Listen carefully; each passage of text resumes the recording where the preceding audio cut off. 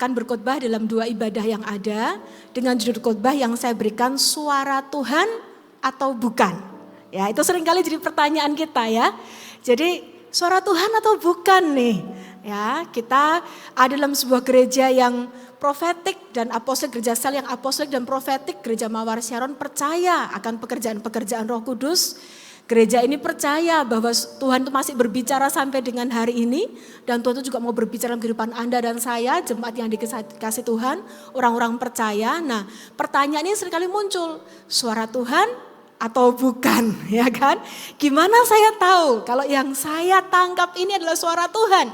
Gimana kalau salah? Gimana kalau ini bukan suara Tuhan? Ya, kita akan bahas. Dan dalam ibadah yang pertama ini saya akan sampaikan judul khotbahnya adalah 3 dasar dan 3 prinsip mendengar.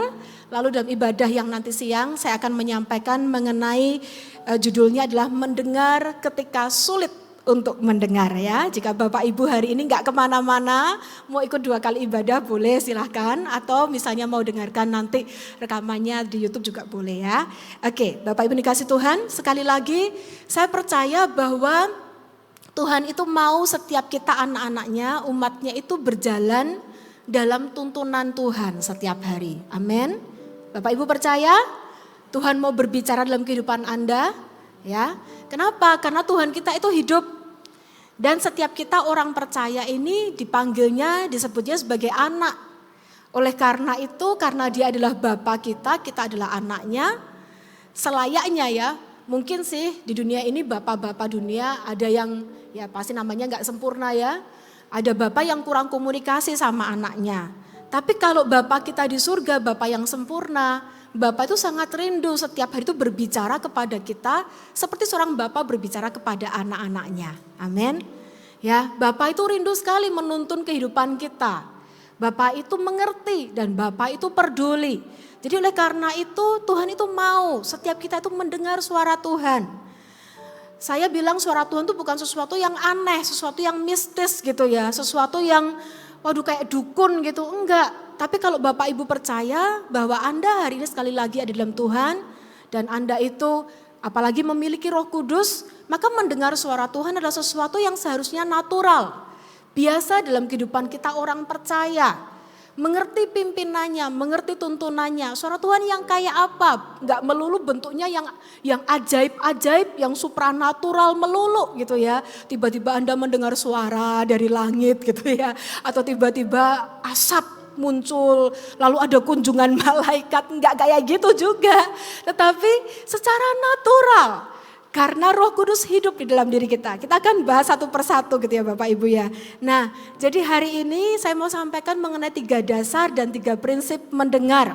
Tapi pertama-tama penting sekali bagi Bapak Ibu semua di tempat ini, sekali lagi saya katakan, Anda sendiri harus rindu, Anda sendiri harus haus, Anda sendiri harus percaya bahwa lebih daripada Anda yang kepingin atau enggak kepingin, Tuhan itu pertama-tama lebih rindu untuk berbicara dalam kehidupan Anda, untuk menuntun Anda, untuk berkomunikasi dengan Anda.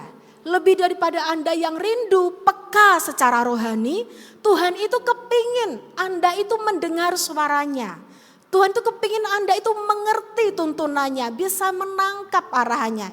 Itu dulu. Ya, kalau tanpa Anda percaya, tanpa Anda haus, tanpa Anda lapar, tanpa Anda menginginkan, gak bisa Bapak Ibu, seperti gayung tak bersambut. Dari Tuhan kepingin, tapi dari sisi kitanya skeptis. Gak percaya, tawar, berkata masa sih, aduh ngeroh-ngeroh, aduh aku gak ngerti, aduh aku kurang rohani, aduh saya gak ngerti caranya. Gak apa-apa gak ngerti, yang penting kepingin dulu, amin.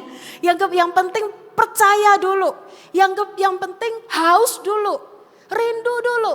Dan dengan hati yang rendah hati kita berkata kepada Tuhan, Tuhan aku ingin mendengar suaramu karena aku ini anakmu. Dan aku percaya Engkau adalah Tuhan Allahku yang hidup, Engkau Bapakku. Engkau mau menuntun kehidupanku, Engkau mau berbicara kepada aku. Tuhan aku juga rindu mendengar suaramu.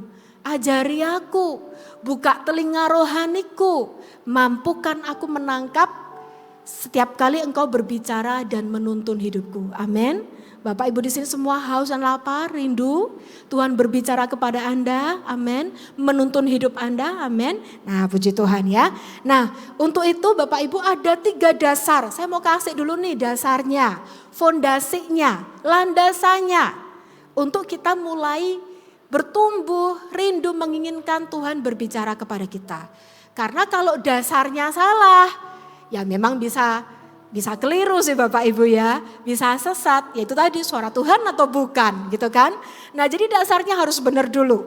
Nah dasarnya apa Bapak Ibu? Yang pertama, jika Anda rindu di tahun mimpi dan penglihatan ini, Anda bergaul lebih karib dengan Tuhan, mengalami tuntunan Tuhan. Mungkin Anda selama ini dengar gitu, Pastor Philip kok bisa ya dengar suara Tuhan, Pastor Philip kok bisa ya ngerti pesan Tuhan, isi hati Tuhan, dan menyampaikannya kepada jemaat.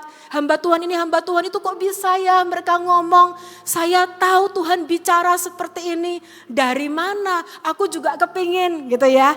Nah sekali lagi kalau Anda rindu Bapak Ibu, yang pertama dasarnya adalah yang wajib Anda miliki dan pahami adalah dasar untuk mendengar itu. Yang pertama, miliki hubungan dengan Tuhan. Prinsipnya, dasarnya sederhana banget. Anda mungkin sering dengar ini. Hamba Tuhan seringkali mengencourage Anda, ayo Bapak Ibu bangun hubungan dengan Tuhan. Nah dasar untuk bisa mendengar yang pertama harus punya hubungan.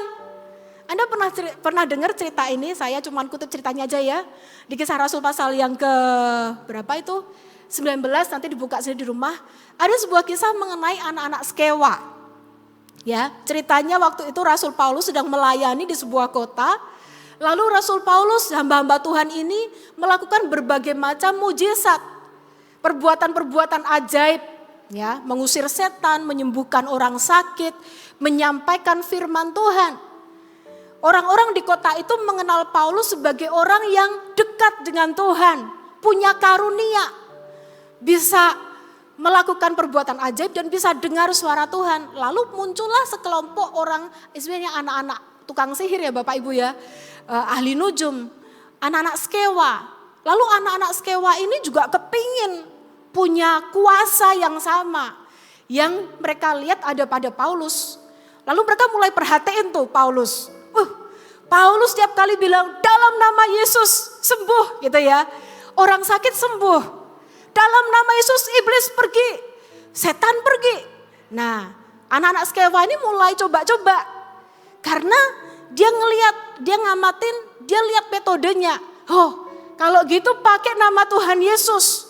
Jadi mulai ketika ada, karena biasanya orang-orang datang ke dia, ini ahli nujum Bapak Ibu. Kalau zaman sekarang kayak tukang sihir, enggak ada tukang sihir ya. Ya itulah apa sih orang pintar gitu loh. Pokoknya orang-orang yang punya ilmu-ilmu gelap tertentu gitu kan.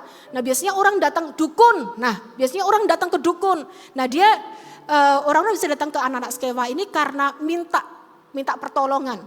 Nah satu kali anak-anak dukun ini, anak-anak Skewa ini, ada orang kerasukan, dia coba ikut-ikutan. Dalam nama Yesus yang diberitakan oleh Paulus, keluar gitu kan, ikuti metodenya. Roh jahatnya ketawa Bapak Ibu. Anda tahu ceritanya, yang pernah baca ceritanya lambaikan tangan seperti ini. Supaya saya ngerti Anda paling tidak mudeng apa yang saya ceritain gitu ya. Lambaikan tangan kayak gini. Oke, nah beberapa mungkin belum tahu ya, tak ceritain makanya. Nah, lalu kemudian ketika roh jahat yang merasuk orang itu ditengking kayak gitu sama anak-anak Skewa itu, roh jahatnya malah ketawa. Paulus aku kenal, Tuhan Yesus aku tahu, kamu siapa? Lalu malah anak-anak dukun ini, malah dipermainkan, dicakar, ditunggang bapaknya, diserang balik. Jadi bukannya setan keluar, malah setan mentertawakan. Apa yang bisa kita pelajari dari kisah anak-anak Skewa? Bapak Ibu yang dikasihi Tuhan, kuasa Tuhan dalam hidup orang percaya, baik itu berupa kepekaan atau kuasa atas roh-roh jahat atau karunia-karunia Roh Kudus apapun, itu bukanlah sebuah kekuatan mistis yang bisa dibeli ataupun dipelajari. Atau juga enggak bisa Anda ikut seminar gereja, lalu Anda nemu langkahnya 1, 2, 3. cara mendengar suara Tuhan gitu ya. Nomor 1, buka telinga gitu, bukan gitu. Atau kemudian yang kedua, ngerapal tuh, bilang mantra apa, bukan gitu. Anda perlu tahu ini, sebuah kisah yang bisa kita pelajari dari kisah anak-anak Skewa adalah yang namanya kuasa, karunia Roh Kudus. Kepekaan untuk mendengar suara Tuhan itu bukan sebuah kekuatan mistis yang bisa dibeli, bisa dipelajari, dibikin metode. Tapi apa? Dasarnya adalah hubungan. Karena anak-anak dukun ini gak punya hubungan dengan Tuhan. Makanya iblis dalam roh jahat itu ngomong gini, Paulus aku tahu dia hamba Tuhan, Tuhan Yesus aku takut. Kamu siapa? Karena roh jahat ngerti, lu gak punya hubungan, lu bukan orang percaya. Lu siapa? Mau coba-coba pakai nama Yesus. Nah, puji Tuhannya hari ini semua kita di sini adalah anak-anak Allah. Amin. Anda di sini semua adalah orang-orang yang percaya kepada Tuhan Yesus. Bukan seperti anak-anak Skewa itu, anak-anak dukun itu. Semua di sini orang percaya kepada Tuhan Yesus. Amin. Jika demikian, jika Anda adalah orang percaya, anak Tuhan, ya, Anda ini adalah anak Allah, Anda itu punya hubungan dengan Dia. Anda punya hubungan dengan Allah Bapa di surga lewat Yesus Kristus putranya yang tunggal. Kematian Yesus itu menjadikan kita yang dahulu bukan anak, bukan umat, sekarang jadi umat. Amin. Katakan, saya anak Tuhan. Nah, karena Anda adalah anak Tuhan, Anda punya hubungan. Hubungannya apa? Yaitu tadi, Bapak dan anak. Tuhan dan umat, gembala dan domba. Kita punya hubungan yang legal, yang sah. Untuk bisa approach kerajaan surga, untuk bisa masuk tanda petik ya, ngomong di atas nama kerajaan surga. Kenapa? Karena kita dibenarkan dengan darah anak domba. Karena kita adalah orang percaya. Kita bukan kayak dukun itu yang cuman mau beli kuasa. Kuasa itu, kepekaan itu otomatis ada dalam hidup kita karena kita anak. Setiap anak itu pasti komunikasi sama bapaknya. Dan dia gak perlu minta izin untuk itu. Setiap anak menyandang nama papanya tanpa dia harus usahakan. Amin. Setiap anak punya kuasa. Oleh karena dia adalah anak bapaknya. Amin, Bapak Ibu yang dikasih Tuhan. Coba buka sama-sama Yohanes pasal 10 ayat 11 sampai 15. Jadi dasarnya gampang banget ya, sederhana ya. Anda semua saya yakin di tempat ini sudah punya dasarnya. Dasarnya adalah hubungan kita dengan Allah Bapa di surga melalui Yesus Kristus Tuhan. Yohanes pasal 10 ayat 11. Nah, Bapak Ibu bangunlah hubunganmu dengan Tuhan. Ketahuilah Anda di sini tuh bukan hanya karena agama Anda Kristen. Jangan main agama-agamaan dan jangan sekedar main gereja-gerejaan. Milikilah hubungan dengan Tuhan sebagai umat yang ditebusnya. Ya, bangun kerohanian Anda. Jangan sekedar ke gereja kalau hari Minggu aja. Cuman itu aja. Setiap hari bangunlah persekutuan dengan Tuhan. Karena Anda adalah anak. Amin, Tuhan itu rindu untuk benar-benar bertahta dalam kehidupan Anda dan saya. Yohanes pasal 10 ayat yang ke-11 sampai ayat yang ke-15. Lalu lanjut ayat yang ke-27 sampai 28. Saya bacakan untuk Anda. Akulah gembala yang baik. Gembala yang baik memberikan nyawanya bagi domba-dombanya. Sedangkan seorang upahan yang bukan gembala dan yang bukan pemilik domba-domba itu sendiri, ketika melihat serigala datang meninggalkan domba-domba itu lalu lari. Sehingga serigala itu menerkam dan mencerai-beraikan domba-domba itu. Ini bicara tentang Tuhan Yesus, ya, yang adalah seorang gembala bagi kita semua. Ia lari karena ia seorang upahan dan tidak memperhatikan domba-domba itu. Domba-domba itu siapa? Anda dan saya. Akulah gembala yang baik, Tuhan Yesus ya. Dan aku mengenal domba-dombaku. Yesus berkata, aku ini gembala yang baik. Aku kenal setiap kamu, setiap kita. Amin. Dan domba-dombaku pun mengenal aku. Itu artinya apa? Kalau Anda sungguh-sungguh orang percaya, Anda akan punya hubungan dengan Tuhan. Tuhan kenal Anda juga kenal Tuhan. Amin. Jadi bukan sekedar status KTP Kristen, status NIJ Jemaat Gereja Mawar Syaron. Bukan itu, lebih daripada itu Anda harus pastikan Anda punya hubungan dengan Tuhan. Amin. Kita lanjut ayat yang ke-27 sampai 28. Domba-dombaku, Anda dan saya, ya, mendengarkan suaraku dan aku mengenal mereka dan mereka mengikut aku. Dan aku memberikan hidup yang kekal kepada mereka dan mereka pasti tidak akan binasa sampai selama-lamanya. Dan seorang pun tidak akan merebut mereka dari tanganku. Kita ini milik Tuhan Bapak Ibu. Amin. Pastikan kalau Anda hari ini beriman kepada Yesus, iman Anda itu asli. Bukan cuma iman-imanan, iman-iman KTP. Ya, tapi sungguh-sungguh Anda percaya Yesus adalah satu-satunya Tuhan dan Juru Selamat untuk hidupmu. Lalu Anda undang dia sebagai Tuhan dan Raja. Lalu setiap hari Anda hormati dia sebagai Tuhan di hidup Anda. Setiap hari Anda belajar untuk bangun hubungan. Ya apa jadi bangun hubungan? Baca Alkitab saat teduh. Amin. Dalam segala sesuatu miliki hati yang takut akan Tuhan. Tuhan, aku ini punya hubungan dengan Tuhan. Aku mau jaga hubungan ini. Jangan lakukan apa yang Tuhan tidak suka untuk kita lakukan, yaitu dosa. Lakukan apa yang Tuhan mau untuk kita lakukan, yaitu perintah-perintahnya dan firman-firmannya. Itu namanya punya hubungan dengan Tuhan. Amin. Halo amin Bapak Ibu dikasih Tuhan. Dasar yang pertama, miliki hubungan dengan Tuhan. Yang kedua apa? Dasarnya untuk kita mau mendengar suara Tuhan gampang sekali. Yang kedua adalah penuhlah dengan Roh Kudus. Bapak Ibu kita sedang memasuki minggu-minggu mau menanti Pentakosta ya. Dan minggu-minggu pencurahan Roh Kudus. Ya kan nanti juga beberapa waktu lagi akan ada KKR. Pastor Philip akan berkhotbah dan akan meminta supaya seluruh jemaat GMS yang selama ini yang termasuk paling baru sekalipun yang belum dipenuhi Roh Kudus, terima Roh Kudus. Ya, terima baptisan Roh Kudus dengan tanda berbahasa roh. Berapa banyak di sini yang sudah dipenuhi Roh Kudus dengan tanda berbahasa roh? Boleh lambaikan tangan. Tinggi-tinggi diginikan. Ya, banyak ya puji Tuhan. Ada juga yang masih belum. Nah Bapak Ibu jangan berhenti hanya di sekedar keselamatan. Tapi lanjutkan sampai Anda rindu, Anda mengalami yang namanya pengalaman dipenuhi Roh Kudus. Dibaptis oleh Roh Kudus dengan tanda berbahasa roh. Kenapa? Karena Roh Kudus adalah janji Tuhan Yesus. Yesus itu sebelum dia naik ke surga, dia menjanjikan Roh Kudus buat setiap kita. Setiap orang yang percaya kepadanya. Roh Kudus ini nanti kita akan baca ayat-ayatnya.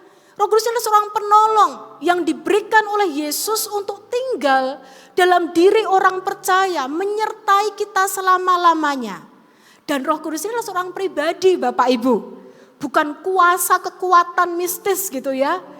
Bukan benda juga. Roh Kudus bukan jimat, bukan. Roh Kudus ini adalah seorang pribadi. Sehingga ketika pribadi Roh Kudus tinggal dalam diri orang percaya, saat kita dibaptis Roh Kudus, dipenuhi oleh Roh Kudus, maka kita ini dimungkinkan, dimampukan untuk memiliki sebuah persekutuan dengan Tuhan yang tidak lagi terbatas oleh jarak dan waktu. Rohnya tinggal dalam diri kita, itulah dasar mendengar suara Tuhan. Yang nomor satu adalah dasarnya punya hubungan lewat Yesus Kristus. Yang kedua adalah lewat Roh Kudus. Kita buka sama-sama ya Bapak Ibu Yohanes pasal 14 ayat 16 sampai 20. Yohanes pasal yang ke-14 ayat yang ke-16 sampai dengan yang ke-20. Ini adalah pasal-pasal yang menceritakan ketika Yesus sebelum dia itu disalib atau disiksa, ditangkap dan disiksa. Ini adalah pasal-pasal yang panjang-panjang dalam kitab Yohanes ini menceritakan saat-saat terakhir, hampir mendekati waktu-waktu penyiksaan. Itu banyak sekali yang Yesus katakan. Saya kalau baca ayat-ayat itu, pasal-pasal itu saya terharu gitu ya. Saya bisa masuk dalam situasinya dan merasakan perasaan Yesus. Yang sebentar lagi dia tahu dia akan meninggalkan murid-muridnya. Lalu itu seperti seorang bapak gitu loh, mungkin kayak pesan-pesan terakhir gitu ya sebelum meninggal gitu. Saya hari ini juga punya 2 orang putra, sudah remaja semua. Saya bisa relate dengan hatinya Tuhan Yesus gitu ya. Yesus tahu apa yang akan dia hadapi. Lalu dia mau ngasih pesan-pesan sama murid-muridnya. Nah itu tuh banyak banget pesan-pesannya. Sampai Yesus ngomong gini, masih banyak yang ingin kukatakan kepadamu. Tapi sekarang kamu gak bisa menampungnya. Itu sebabnya Yesus kemudian menyebut mengenai Roh Kudus. Kita lihat ayat yang ke-16 sampai 20. Aku akan meminta kepada Bapa dan ia akan memberikan kepadamu seorang penolong yang lain. Supaya ia menyertai kamu selama-lamanya. Yaitu Roh kebenaran. Dunia, orang-orang yang gak percaya sama aku tidak menerima dia. Sebab dunia tidak melihat dia dan tidak mengenal dia. Tapi kamu mengenal dia. Sebab ia menyertai kamu dan akan diam di dalam kamu. Dengarkan baik-baik ayat berikutnya ini. Aku tidak akan meninggalkan kamu sebagai yatim piatu. Yesus itu begitu mengasihi kita, mengasihi murid-muridnya. Aku akan datang kembali kepadamu. Tinggal sesaat lagi dan dunia tidak akan melihat aku lagi. Tapi kamu akan melihat aku sebab aku hidup dan kamu pun akan hidup. Pada waktu itulah kamu akan tahu bahwa aku dalam Bapa-Ku dan kamu dalam aku dan aku dalam kamu. Yesus itu sangat tidak ingin berpisah dengan kita. Yesus itu ada, Allah kita itu sangat ingin kita itu selalu dekat dengan dia. Karena Yesus tahu di luar dia kita nggak bisa berbuat apa-apa. Makanya Yohanes 15 kemudian dilanjutkan dengan cerita mengenai Yesus berkata mengenai ilustrasi mengenai pokok anggur. Dan berkata tinggallah dalam aku. Yesus berkata tinggallah dalam persekutuan dengan aku. Roh Kudus ini diberikan supaya persekutuan kita dengan Tuhan itu tidak putus. Sekalipun Yesus sudah naik ke surga. Dan supaya persekutuan kita ini bisa kekal. Tidak terbatas oleh apapun juga. Dilanjutin lagi Yohanes pasal 16. Kemudian Yesus melanjutkan lagi dalam pasal ke-16 masih ngomong lagi soal Roh Kudus ya. Di ayat yang ke-12 sampai 15 saya pre-sermon gitu ya sebelum nanti baptisan Roh Kudus di beberapa minggu lagi. Supaya Anda makin haus, bagi yang belum dipenuhi Roh Kudus Anda makin menginginkan. Dan Anda yang sudah dipenuhi Roh Kudus Anda makin menghargai Roh Kudus. Amin. Yohanes pasal 16 ayat 12 sampai 15. Masih banyak hal yang harus kukatakan kepadamu tapi sekarang kamu gak dapat menanggungnya, terlalu banyak gitu ya, bisa overwhelm kamu.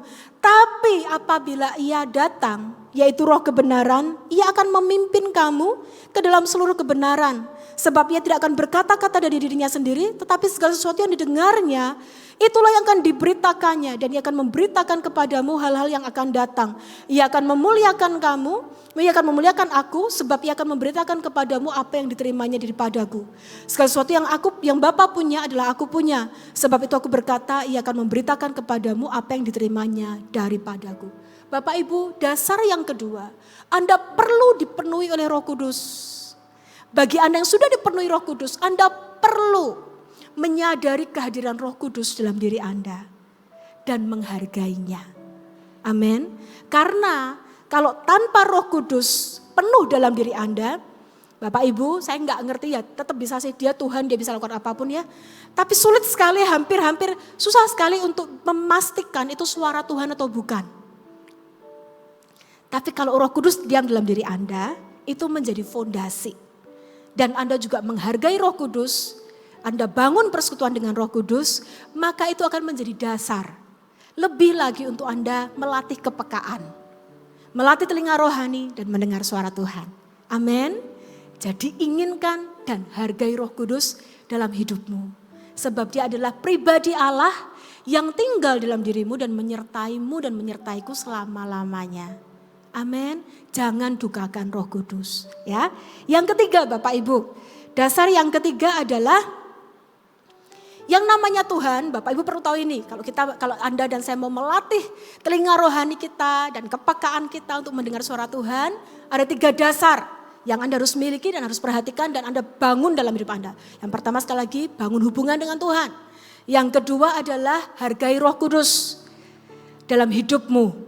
Ya, pelihara persekutuan Roh Kudus. Yang ketiga, yang namanya Tuhan, Bapak Ibu, tidak pernah kontra dengan firman. Ya. Kalau kita mau kenali suara Tuhan atau bukan, kita mau belajar untuk bangun kepekaan, yang namanya Tuhan, yang namanya suara Tuhan itu enggak pernah kontra, berlawanan dengan firman-Nya dan dengan kebenarannya. Ya. Ada sebuah cerita seorang wanita gitu ya. Dia punya isu dalam rumah tangganya, pernikahannya udah menikah, punya masalah dengan pernikahannya. Memang suaminya belum bertobat gitu. Nah, kemudian dia aktivis di gereja dan kebetulan di gereja dia dekat dengan seorang pria. Satu kali dia buka Alkitab, dia bergumul lah ya tentang pernikahannya. Satu kali dia buka Alkitab, lalu kemudian dia baca di Efesus pasal 4 ayat 24. Anda gak usah buka, cuman nanti aja kalau kamu iseng lihat ya gak apa-apa. Tapi Efesus 4 ayat 24 bunyinya dalam bahasa Indonesia ngomong ini, kenakanlah manusia baru. Ya. Tapi di bahasa Inggrisnya itu ngomong put on the new man. Jadi kemudian berdasarkan ayat itu, dia bilang aku dapat tuntunan Tuhan. Put on the new man. Jadi dia ceraikan suaminya, lalu dia put on the new man. Dia nikahlah sama cowok yang baru yang dekat sama dia di gereja. Bapak Ibu saya tanya sama Anda, itu suara Tuhan atau bukan?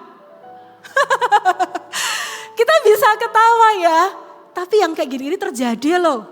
Sungguhan loh. Orang bisa merasa, ya saya cerai sama dia kenapa? Kan firman Tuhan bilang, gelap dan terang gak boleh bersatu. Lah suami saya bukan orang Kristen, saya ceraiin dia. Saya cari pasangan lain. Ya gak gitu juga. Sudah telat kalau Anda mau mengutip ayat itu yang gelap dan terang gak bisa bersatu, udah telat. Dulu sebelum nikah pakai ayat itu.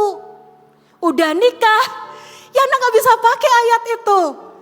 Nah ini yang saya bilang bahwa yang namanya Tuhan gak pernah kontra dengan firman-Nya. Kita bisa ketawa, kita bilang bukan suara Tuhan. Kenapa? Karena kita tahu Allah kita membenci perceraian. Betul?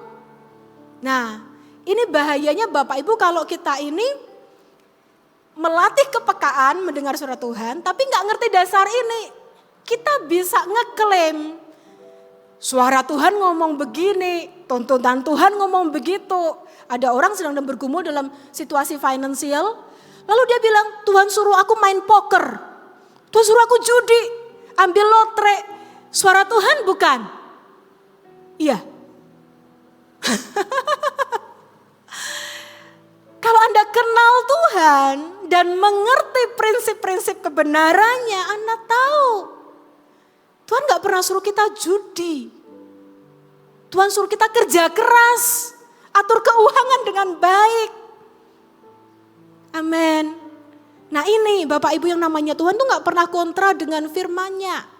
Jadi setiap kali Anda merasa dapat sesuatu, ya. Tapi by the way saya ngomong gini bukan untuk nakut-nakutin Anda. Saya gak kepingin Anda ketakutan, latih. Inginkan untuk Anda ini bertumbuh dalam kepekaan, mendengar suara Tuhan. Tapi setiap kali Anda merasa dapat sesuatu harus diuji. Amin. Diujinya gimana? Yang pertama, apakah apa yang Anda dengar itu selaras gak dengan kebenaran firman Tuhan? Sesuai gak dengan prinsip kebenaran firman Tuhan? Ya. Yang kedua, ujinya gini, uji buahnya. Kalau Anda lakukan, kira-kira buahnya itu memuliakan Tuhan atau tidak? Ya, ujiannya ada dua. Yang pertama adalah selaras enggak dengan firman Tuhan dan dengan kebenarannya, pribadi Tuhan yang kita kenal itu. Kira-kira kalau Tuhan itu gitu enggak? Yang kedua uji buahnya. Buahnya itu jadi berkat bagi sesama, memuliakan nama Tuhan atau bikin orang syak. Kok gitu?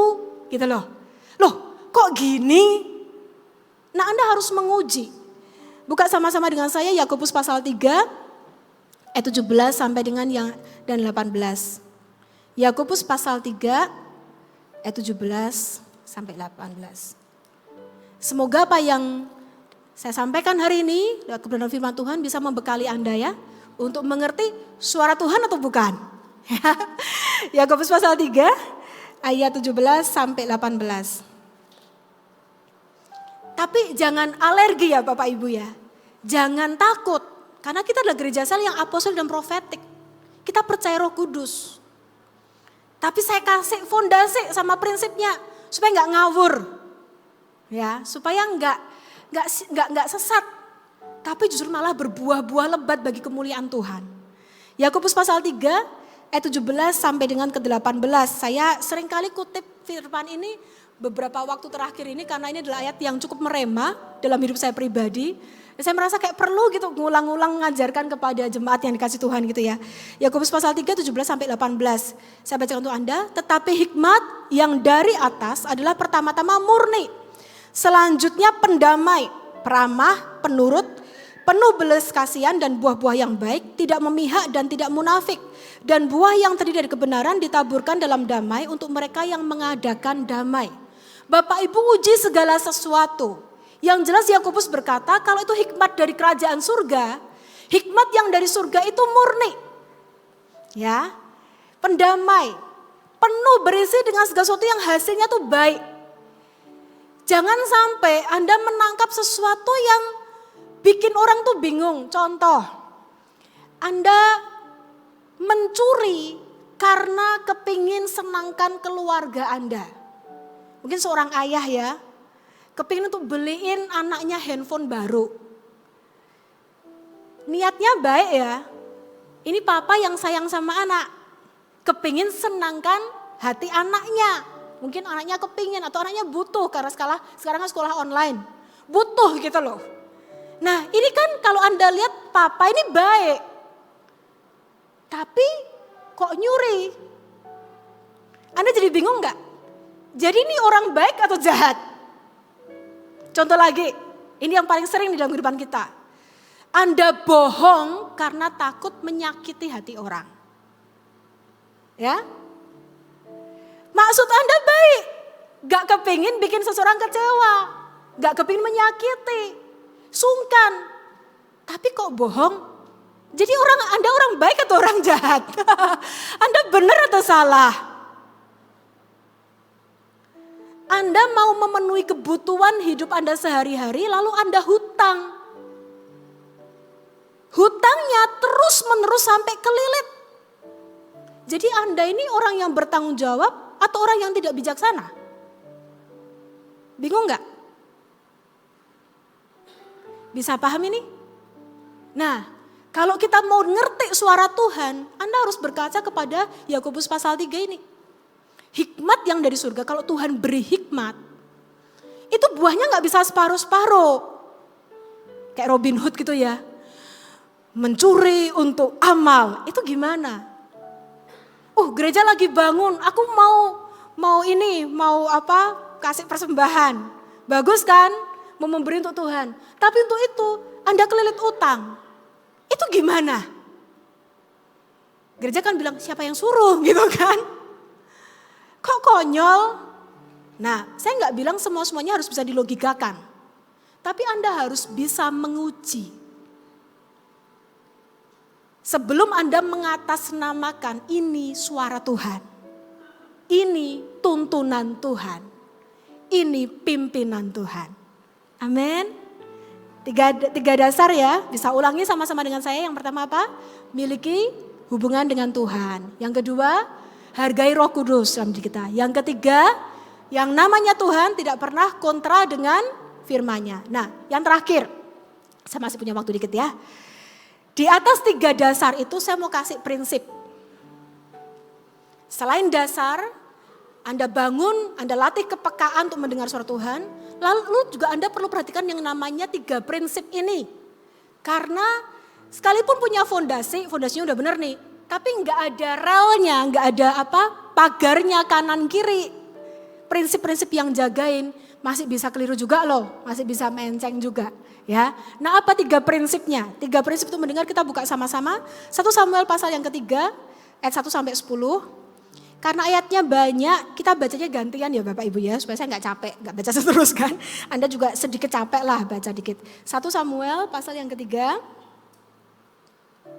ayat 1 sampai 10, lalu lanjut ayat 19 sampai 21. Ini cerita mengenai Samuel mendengar suara Tuhan ya. 1 Samuel pasal yang ketiga ayat 1 sampai 10. Saya akan bacakan ayat yang ganjil, Bapak Ibu bersama-sama walaupun pakai masker, baca yang kompak ya. baca ayat yang genap. Oke, saya mulai ya. Samuel terpanggil. Samuel yang muda itu menjadi pelayan Tuhan di bawah pengawasan Eli. Pada masa itu firman Tuhan jarang, penglihatan-penglihatan pun tidak sering. Ayat yang kedua.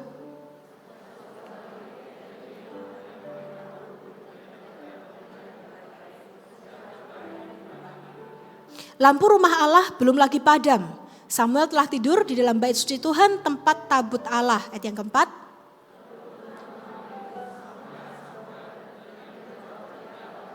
Lalu berlarilah ia kepada Eli serta katanya, "Ya Bapa, bukankah Bapa memanggil aku?" Tetapi Eli berkata, "Aku tidak memanggil, tidurlah kembali." Lalu pergilah ia tidur. Ayat yang ke-6.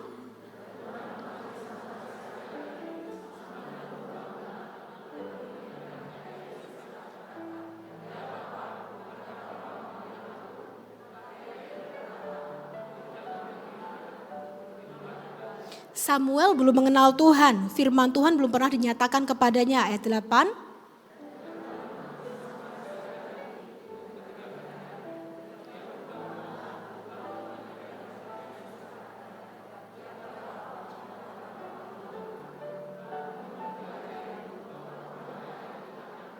Sebab itu berkatalah Eli kepada Samuel, "Pergilah tidur dan apabila ia memanggil engkau, katakanlah, berbicaralah Tuhan sebab hambamu ini mendengar."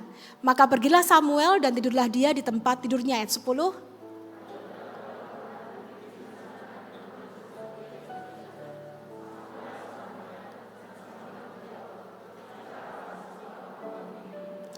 Oke, ayat 19 ya. Dan Samuel makin besar dan Tuhan menyertai dia dan tidak ada satupun dari firman-Nya itu yang dibiarkannya gugur. Ayat 20.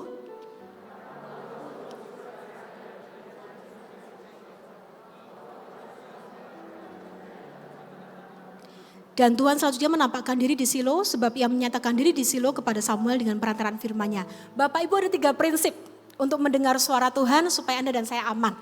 Yang pertama, pastikan diri Anda ditempatkan atau berada dalam sebuah lingkungan rohani yang sehat dan kuat. Oke?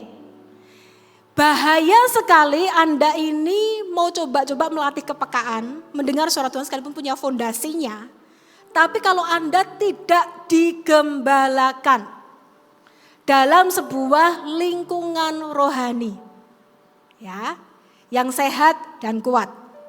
Jangan liar. Jangan juga sekedar datang ke gereja cuma hari Minggu, lalu gak saling kenal. Masuk CG, beri dirimu digembalakan. Beri dirimu ada di bawah supervisi sebuah otoritas rohani yang Tuhan tempatkan di sana. Sekalipun saya ngomong dulu, saya tahu gereja gak ada yang sempurna. GMS juga gak sempurna. Sekalipun saya ngomong dulu, tidak ada satupun hamba Tuhan yang sempurna. Apalagi kalau Anda masuk CG. CGL-mu belum tentu orang yang sempurna. CGL-mu adalah juga sesama jemaat yang sedang rindu belajar dan rindu bertumbuh.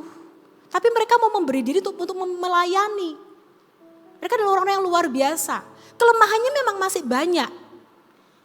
Tapi sekalipun demikian, jika Anda rindu mendengar suara Tuhan dan benar-benar peka, Anda harus mau memberi diri untuk digembalakan.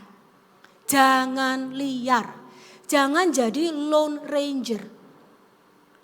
Dan saya bilang gereja Tuhan, bukan persekutuan atau apa. Bukan, oh saya dimuridkan sama si A, dia papa rohani saya. Siapa? Yaitu pokoknya orang di luar sana, gak bisa gitu. Oh saya dimuridkan sama hamba Tuhan ini, pemurid kayak apa? Lewat YouTube, lewat firman-firman saya dengar, gak bisa gitu. Ya. Kenapa saya bilang gereja? Karena sekalipun gereja saya tidak pungkiri tidak ada gereja yang sempurna. Tapi Tuhan tetap pilih gereja untuk menjadi wakil dan utusannya di muka bumi ini. Jadi ini adalah institusi institusi yang legal. Institusi rohani yang legal menurut Alkitab. Yesus kan bilang, aku mendirikan gerejaku. Amin. Nah jadi Anda jangan trauma sama gereja. Sekalipun sekali lagi saya bilang gereja gak ada yang sempurna. Jangan cari gereja yang sempurna Bapak Ibu. Cari gereja yang minimal sehat. Ada Roh Kudus di dalamnya Dan Anda tahu gereja itu dari waktu ke waktu masih terus-menerus dimurnikan sama Tuhan. Masih terus bisa bertumbuh menjadi lebih baik. Karena memang gereja dari awal gak sempurna. Gereja juga sedang berjuang untuk menjadi mempelai Kristus yang sempurna itu. Selama di muka bumi ini gereja ini masih terus bertumbuh. Sama seperti Anda. Masih juga dikoreksi kesalahannya. Masih berubah dan memperbaikin. Nah, Anda harus cari gereja yang seperti itu. Saya percaya gereja Mawar Sharon ini bukan gereja yang sempurna, tapi gereja yang sehat. Amin. Berikan kemuliaan buat Tuhan. Ada Roh Kudus di sini. Jadi kalau Anda sudah ada di sini, digembalakan harus di sini. Beri dirimu digembalakan, masuk CG. Beri dirimu di bawah supervisi seseorang, CGL Anda, sekalipun itu sama jemaat. Amin. Perlu banget. Bapak Ibu, sekali lagi kalau Anda tidak mau memberi diri untuk digembalakan di bawah supervisi rohani, seorang pemimpin rohani yang resmi, yang legal, yang Tuhan angkat di dalam gerejanya, Anda coba-coba dengar suara Tuhan, bahayanya besar. Untuk Anda sesat dan salah jalan. Samuel diserahkan kepada Tuhan sejak ia kecil. Bahkan dalam situasi ketika saat itu seluruh Israel sedang mengalami yang namanya kelesuan rohani. Firman Tuhan katakan zaman itu di Israel penglihatan jarang, firman Tuhan gak sering. Ini seluruh Israel sedang merosot kerohaniannya. Dan kita tahu hamba Tuhan yang saat itu ada di bait suci, Imam Eli pun seorang yang gak rohani benar. Anda tahu kan Imam Eli? Seorang yang celahnya tuh banyak banget. Kelemahannya, kesalahannya kelihatan banget.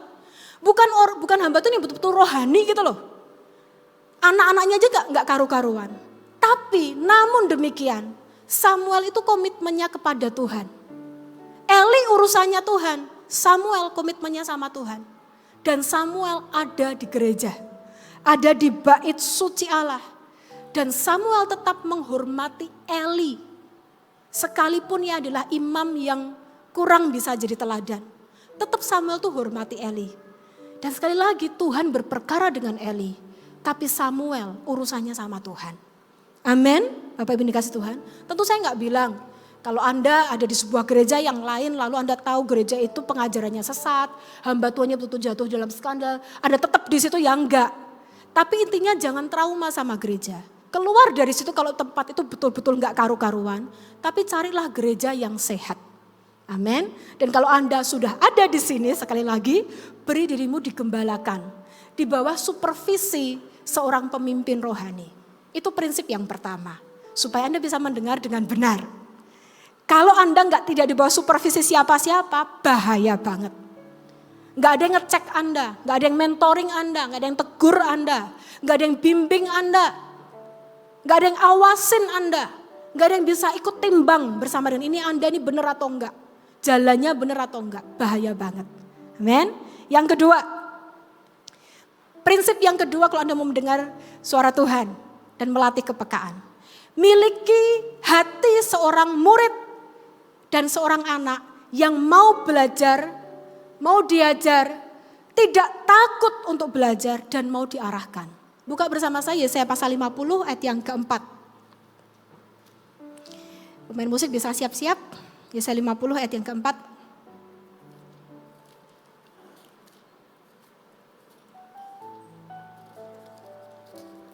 Yesaya 50 ayat yang keempat.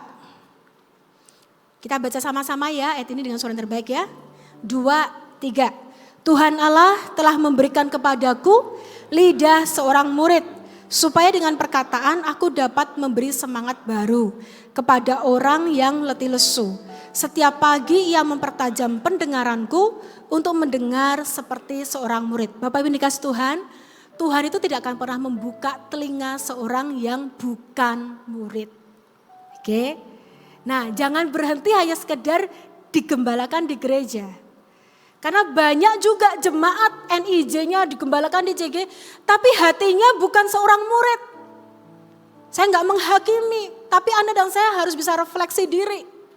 Karena sekalipun Anda mau digembalakan, tapi kalau nggak punya hati seorang murid, susah Bapak Ibu.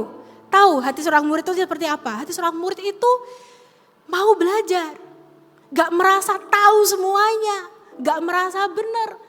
Kalau satu kali ya di sekolah ya, si guru ngajar, anak-anak X plus Y sama dengan Z.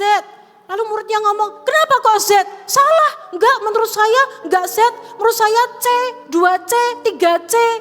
Nah kalau murid bantah-bantahan sama gurunya, ya proses belajarnya gak bisa berjalan dengan baik. Ya kan? Atau kemudian misalnya dia keliru, kerjain soal sekali, salah gitu ya.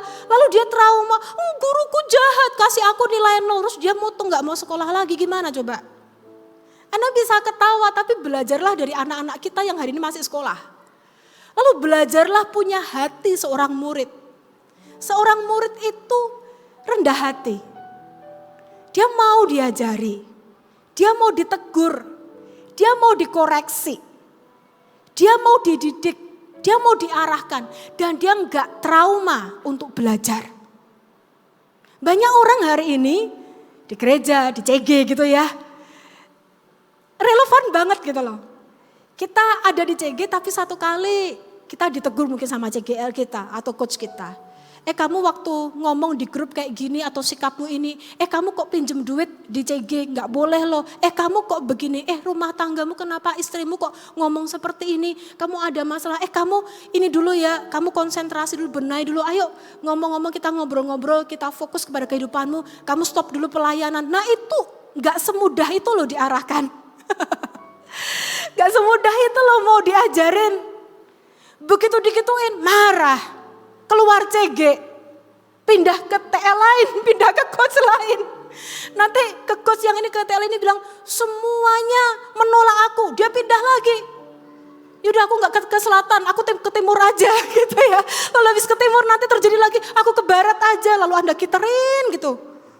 Nah kalau Anda dan saya gak punya namanya hati seorang murid, Anda kan mental, gak bisa.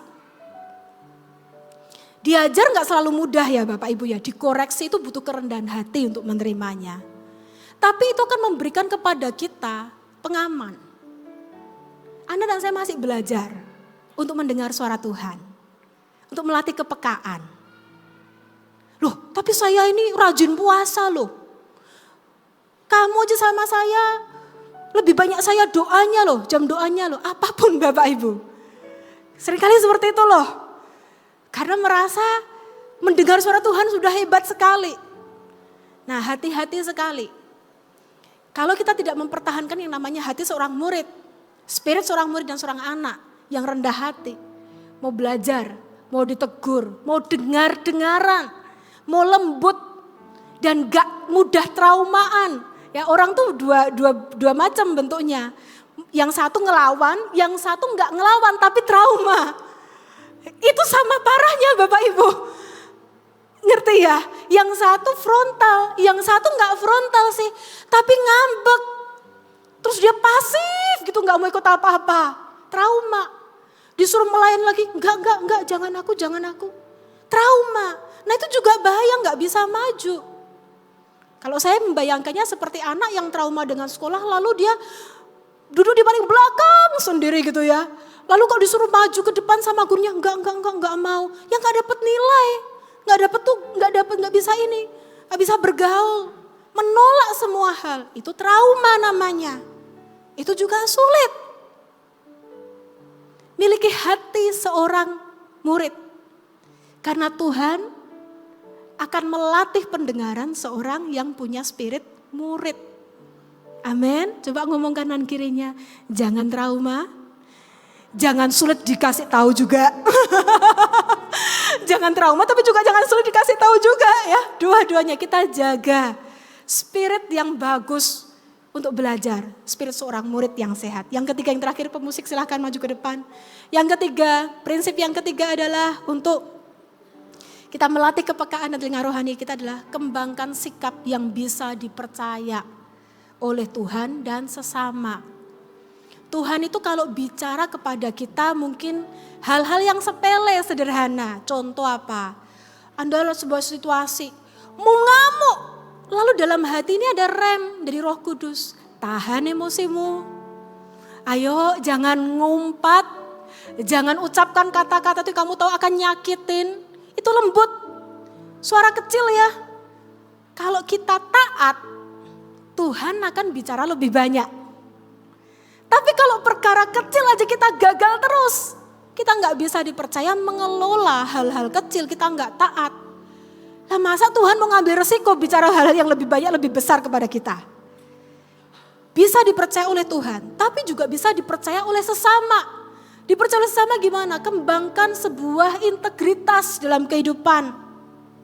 Kembangkan sikap bisa dipercaya, jangan jadi orang tuh bocor mulut. Ya, Anda mungkin sangat haus, lapar untuk bertumbuh dalam kepekaan. Anda kepingin kalau doain orang dapat nubuatan suara Tuhan gitu ya. Bagus loh itu, miliki kehausan seperti itu. Tapi kalau Anda nggak bisa dipercaya, Anda orangnya ember, sorry ya Bapak Ibu, tukang gosip, ngomong kemana-mana yang nggak jelas dan nggak bijaksana. Nanti gini, Anda tawar-tawarin orang, saya doakan ya. Saya mau melatih karunia kepekaan. Saya doakan ya. Barangkali Tuhan bicara kepada saya melalui saya untuk hidup Anda. Orang bilang, enggak usah, makasih, enggak usah. Karena tahu begitu dia didoakan sama Anda, ceritanya kemana-mana. Masalah Anda sampai ke medsos, sampai kemana-mana. Difoto pula, diposting lagi. Lalu dipost, ibu ini begini, suara Tuhan gini. Nah, enggak pas. Jadi kembangkan sebuah sikap yang bisa dipercaya sama Tuhan dan sesama. Samuel itu tumbuh besar ya, dan dia terus setia. Seluruh Israel tahu Samuel ini hidupnya beda dengan Eli. Dan firman Tuhan dipercayakan kepadanya, pengaruhnya makin hari makin besar. Karena Samuel membangun yang namanya integritas kehidupan.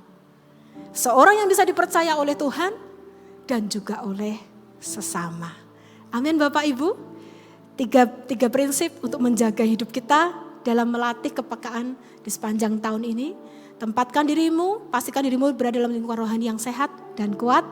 Yang kedua, miliki hati seorang murid dan seorang anak yang selalu mau belajar, rindu belajar, enggak trauma untuk belajar.